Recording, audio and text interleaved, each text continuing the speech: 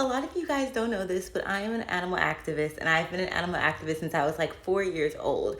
And I have this huge following on here, and I use my other page, Lovatia, to bring awareness to things like what I'm about to talk to you about. But I'm like, why not post this on here just in case it can get some traction and hopefully we can all make a difference as a whole. So stay with me while I tell you about the really sad story of Happy the elephant, who is currently being held captive in the Bronx Zoo. I'm going to be reading the story of Happy the elephant from the nonhumanrights.org website. Please feel free to go on there and sign their petition. They've been doing some amazing work. Happy is a female Asian elephant who was born in the wild in 1971. Captured as a baby, probably from Thailand in the early 1970s, along with 6 other cats, possibly from the same herd. According to the New York Times, she was imported to the U.S. and sold for $800 to the now defunct Lion Country Sanctuary in California, which named the calves after the dwarves in Snow White and obviously the 7 dwarves. That same year, Sleepy died,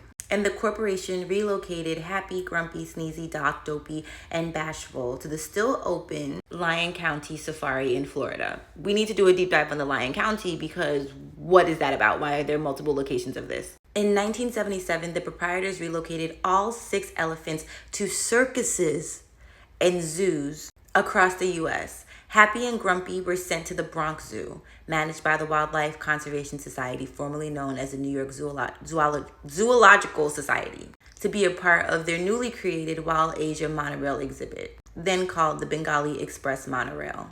There, in addition to displaying the elephants, the zoo, through the 1980s, compelled them to give rides,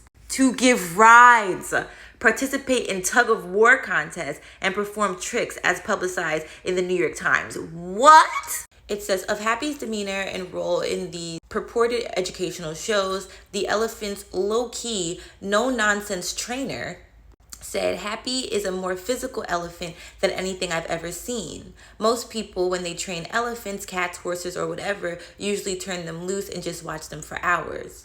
Then you can figure what trick to put on each elephant. Happy runs more, she moves more, she's rougher. I wonder why. That's why I put all the physical tricks on her. The hind leg stand, the sit up. Oh my God. It says in 2002, the Bronx Zoo euthanized Grumpy after she was attacked by the other elephants. And the zoo separated Happy from Patty and Maxie. I can't even see what that says. Here we go. They separated Happy from Patty and Maxine and introduced a younger female elephant named Sammy to be Happy's companion. Mind you, elephants are herd animals, so to give her one sole companion is crazy. In 2005, Happy became the first elephant to pass the mirror self-recognition test, considered to be an indicator of self-awareness. That same year, the Bronx Zoo euthanized Sammy after she suffered kidney failure. So now we have 2 euthanizations that they've reported thus far. Shortly after, the zoo announced it would end its captive elephant program once one or more of the elephants had died. If 2 die, officials say it would be inhumane to sustain an exhibit with a single elephant. From 2006 to present, to protect Happy from the other elephants, and with assurances from the zoo's director, Jim Breheny, that Happy is sufficiently happy where she is, the Bronx Zoo's loneliest elephant has lived alone without a true elephant companion in a rotating portion of the 1.15-acre exhibit. By the way, I believe I read somewhere that elephants can walk up to 18 miles a day. I think that that's the fact. I know that they walk tremendously long periods of time and long periods of spaces. Happy spends most of her time indoors in a large holding facility lined with elephant cages, which are about twice the length of the animal's body, and the public never sees this. In November of 2018, Maxine died, leaving Patty and Happy each alone in the exhibit.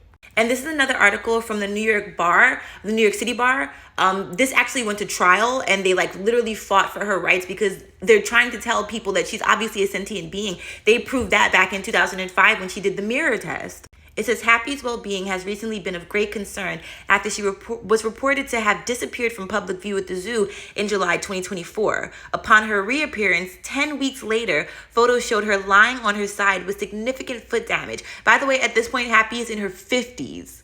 Beyond Happy's physical discomfort, experts' testimony cited in the letter indicates The elephant's living conditions are inadequate for those highly intelligent and socially complex animals. In natural environments, elephants are in motion.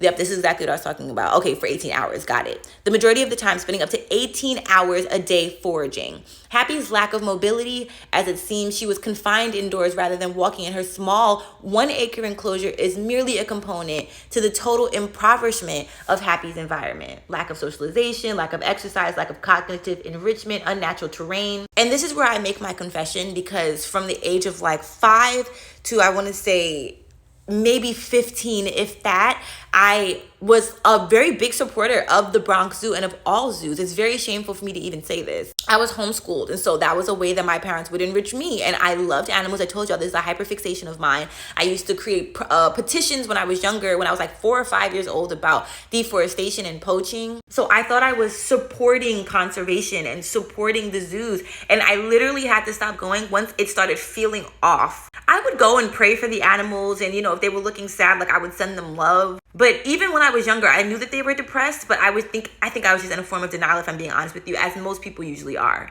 But I will never forget the last time that I saw who I think was Happy, and she was literally confined within 4 walls in an indoor enclosure. It smelled like elephant poo, and it was literally concrete. There was nothing but concrete. It was the saddest thing on earth. It was the most dystopian thing. I'm going to work on doing a full-on deep dive of this, because I feel like we are not talking about this enough. She's in her 50s, and in captivity, elephants usually live, I think they said 30 to 40 years. And in the wild, they can live up to 70 years. But where's her quality of life if she's literally confined in a jail and named Happy while living the most miserable life? If you've made it this far, thank you so much for watching. Feel free to join me at my other page, Love It Here, where I talk more about this, but I will be trying to incorporate some more animal rights content on this page as well, since the following is so big.